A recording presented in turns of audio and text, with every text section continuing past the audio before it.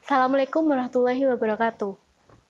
Hai sahabat Bawaslu, jumpa lagi di acara Kupat Apem ke-6 mengenai ekspos kinerja capaian kinerja dari Hukum, Humas, dan Data Informasi. Di sini sudah hadir Bapak Azib Trianto STMH selaku Koordif Hukum, Data, dan Informasi. Selamat siang Pak. Selamat siang Mbak Tusnul. Sehat Mbak Tusnul? Sehat Pak, Alhamdulillah. Langsung saja ya Pak, kan ini udah tidak ada pemilu kada maupun pemilu. Nah itu Bawaslu itu kerjanya apa masih seberat yang kemarin-kemarin ya Pak? Baik. Terima kasih Mbak Tusnul atas pertanyaannya. Ini pertanyaan yang sering sekali kita dengar juga di masyarakat, tentunya yang menanyakan tentang kerja-kerja dari Bawaslu, apakah Bawaslu atau dalam hal ini penyelenggara pemilu, entah itu KPU maupun Bawaslu, tidak ada tahapan pemilu maupun pemilu kada, apakah kerjaannya apa dan sebagainya. Nah, sebelum nanti menjawab pertanyaan itu, tentunya Mbak Tusnul dan sahabat Bawaslu semuanya, dimanapun Anda berada, dan masyarakat Klaten pada umumnya, pada kesempatan siang hari ini, Bawaslu Klaten menggelar acara talkshow atau kupat apem, kupas tuntas agenda pemilu kada. Walaupun tidak ada agenda atau tahapan pemilu maupun pemilu kada, Bawaslu Klaten tetap bekerja. Dalam hal ini kemarin kita sudah melaksanakan pilkada di tengah-tengah pandemi tahun 2020, dan apa saja yang sudah kita capai, capaian kinerja dari dalam hal ini adalah divisi hukum, humas maupun data informasi. Berkenaan tentang divisi hukum, humas, data informasi, yang pertama bidang hukum atau berkenaan tentang hukum. Nah, apa yang sudah dilakukan, tentunya kemarin kita sudah melakukan semacam penyiapan analisis data kajian ataupun untuk nanti membantu divisi penanganan pelanggaran dalam hal pembuatan kajian-kajian, kemudian kajian hukum, dan juga advokasi atau pendampingan kalau di jajaran kita ada yang berurusan dengan hukum. Dan juga tentunya berkenaan dengan hukum ini tentunya adalah mensosialisasikan produk-produk hukum. Dalam hal ini adalah produk dari Bawaslu, peraturan Bawaslu terkait tentang pengawasan maupun perbawaslu apapun, kita sosialisasikan kepada masyarakat biar masyarakat juga paham akan tupoksi atau tugas pokok dan fungsi dari Bawaslu itu sendiri. Terkait hukum juga kemarin kita bersama-sama dengan Bawaslu Provinsi dan Bawaslu RI menggelar agenda Zoom meeting dalam rangka pembahasan pembuatan perbawaslu. Kemarin kita juga diajak untuk pembahasan pembuatan perbawaslu oleh Bawaslu RI dan Bawaslu Provinsi. Dan juga kita selain masif mensosialisasikan tentang produk-produk hukum yang berhubungan dengan pemilu maupun pemilu kada, kemarin kita juga mempublikasikan terkait aturan-aturan regulasi dalam rangka untuk pencegahan supaya tidak terjadi pelanggaran selama pemilu maupun pemilu kada. Kemarin kita upload di media sosial kita berupa regulasi tentang seperti contoh netralitas ASN, kemudian apa yang boleh dilakukan masa kampanye maupun tidak, dan sebagainya. Kemudian terkait kehumasan, alhamdulillah berkat kerja keras dari tim Humas Bawaslu Klaten, beserta staf semuanya dan keluarga besar Bawaslu Klaten, kemarin untuk akun media sosialnya ini untuk YouTube follower atau pengunjungnya itu sudah hampir subscribe-nya itu 2.480 subscriber. Ini nomor 1 se-Jawa Tengah dari 35 kabupaten kota. Nah, kemudian juga tentang kehumasan, kemarin kita juga menggelar kerjasama dengan Komisi Penyiaran, KPID Provinsi Jawa Tengah dan RSPD, talkshow tentang menangkal hoax di tengah-tengah pilkada, dan juga kemarin dari Komisioner KPU Provinsi maupun KPID Jawa Tengah dan juga Bawaslu bekerjasama kemarin menggelar talkshow di RSPD. Dan juga bidang kehumasan kami menjalin kerjasama dengan teman-teman awak media, dan sudah terbentuk semacam grup mitra Bawaslu yang ini berisi di antaranya adalah teman-teman dari media, entah media cetak maupun media elektronik, dan juga selain membentuk mitra kerjasama atau mitra Bawaslu dengan para awak media, kita juga sudah semacam ada grup bersama dengan penggiat media sosial atau admin media sosial, ada grupnya juga tersendiri. Nah, terkait ini juga, Kehumasan juga sering kali membuat program-program atau inovasi-inovasi yang sangat luar biasa kemarin. Di antaranya yang kemarin sempat viral itu kita juga mengambil artis lokal, artis YouTuber lokal, Mbah Minto sama Mas Ucup itu yang kemarin juga bisa mendongkrak ini ya, subscribe-nya atau pengunjung dari YouTube kita, channel YouTube kita. Nah, kemudian juga dari Kehumasan kita sering mengadakan kolaborasi acara kegiatan-kegiatan dengan pihak lain. Kemudian juga data informasi, tentunya data informasi ini adalah berkaitan tentang pengelolaan dan pelayanan informasi publik. Kenapa Bawaslu juga untuk pelayanan pengelolaan informasi publik ini dituntut merupakan lembaga yang mana suatu lembaga ini harus informatif, harus transparan sesuai dengan amanat perundang-undangan, dalamnya adalah Undang-Undang Informasi yaitu nomor 14 tahun 2008 dan juga Perbawaslu nomor 10 tahun 2019 tentang pelayanan dan pengelolaan informasi publik. Nah, tentunya ini ada beberapa hal yang nanti kita sampaikan juga, beberapa infografis tentang capaian-capaian kerja-kerja dari hukum, data, informasi maupun Humas. Mungkin sekilas pembukaannya semacam itu, Mbak Cusnul. Kayak kabar pilkada gitu ya, Pak. Nah, kalau sekarang ini apa itu masih lanjut, Pak, nanti ke depannya? Ya. Untuk Kehumasan nanti tetap lanjut. Tentunya banyak sekali kita ada acara baperan atau mungkin Kupat Apem membahas agenda pemilu kada dan sebagainya, walaupun tidak ada pemilu kada.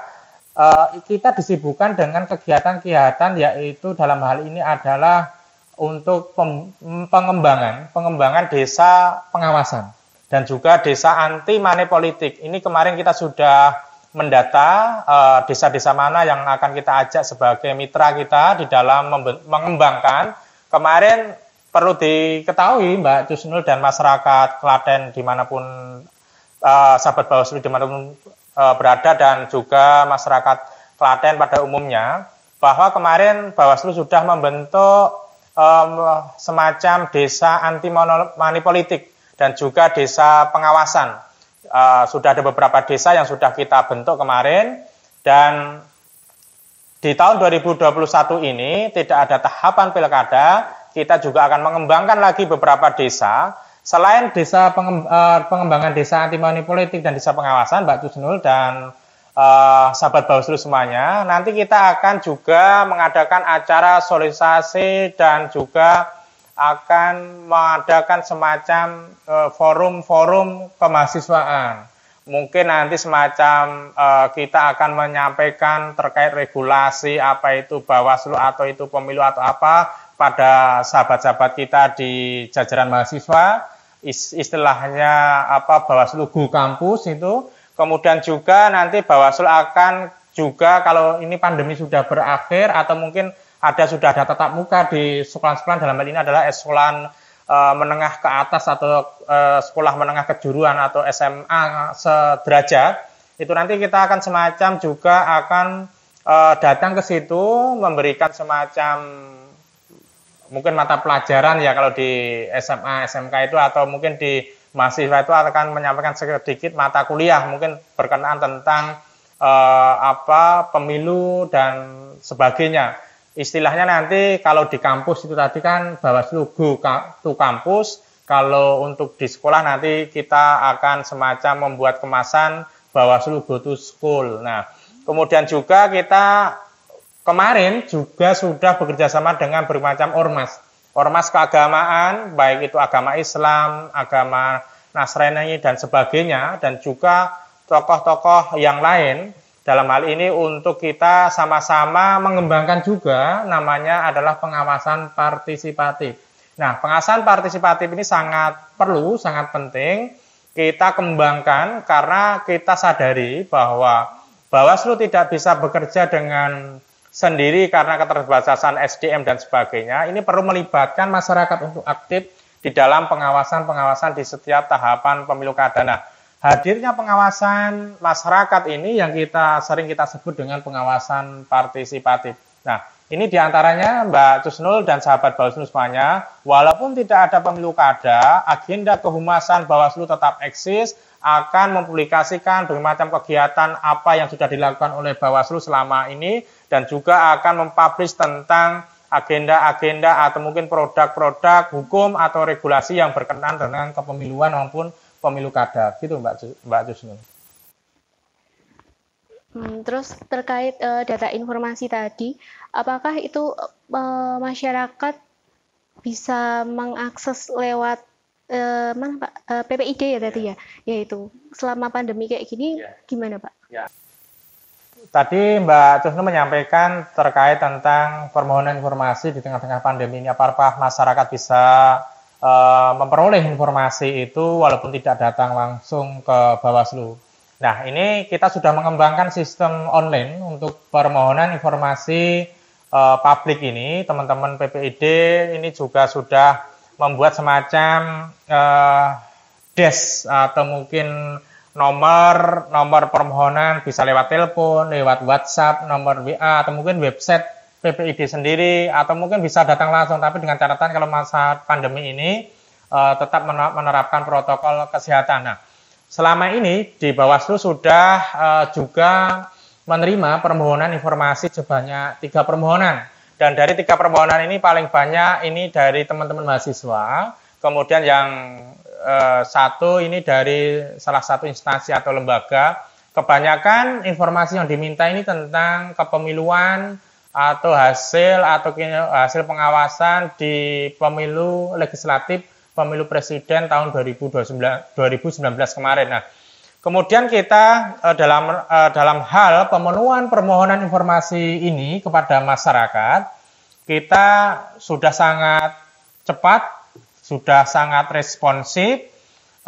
Di dalam perki itu atau di Perbawaslu itu kan maksimal itu waktunya 14 hari, tapi kita tidak sampai 14 hari, 1 sampai 3 hari itu bahkan sudah bisa memenuhi permohonan informasi itu. Nah, kemudian juga yang perlu kita sampaikan bahwa permohonan informasi publik ini selama PPD Klaten, karena perlu diketahui sahabat Bawaslu semuanya dan masyarakat Klaten pada umumnya, bahwa Bawaslu ini Mbak Tusnul kan baru berumur sekitar hampir 3 tahun jalan ini. Sekitar tanggal 16 Agustus tahun 2018 ini secara resmi Badan Pengawas Pemilu tingkat kabupaten kota di Indonesia ini dipermanenkan atau dilembagakan. Nah, baru berumur 2 tahunan lebih ini sudah ada PPID, ini sangat luar biasa sekali. Walaupun belum satker resmi, tetapi ini sudah ada semacam lembaga pengelolaan dan pelayanan informasi publik. Nah, kemudian juga selama pemberian atau informasi itu tidak ada kita tolak satupun. Semuanya kita berikan informasi ya. Kita berikan informasi itu dan tidak ada satupun yang kita tolak dari permohonan informasi itu. Sepanjang Mbak Jusnul dan sahabat Bawaslu semuanya, sepanjang informasi yang diminta, yang dimohonkan itu adalah informasi memang untuk publik, bukan informasi yang terkecualikan. Nah, ini yang perlu kita sampaikan pada masyarakat semuanya. Nah, kemudian jumlah atau jenis-jenis permohonan yang tadi kami sampaikan di depan, bahwa permohonan ini paling banyak ini tentang informasi kelembagaan Bawaslu. Ini sekitar 70%. Kemudian informasi tentang kepemiluan itu 30%. Kemudian latar belakang pemohon informasi itu paling banyak itu memang dari teman-teman mahasiswa 70%, dari lembaga atau instansi itu 70%. Nah, kemudian perlu diketahui Mbak Tusnul dan sahabat Bawaslu semuanya dan masyarakat Klaten pada umumnya,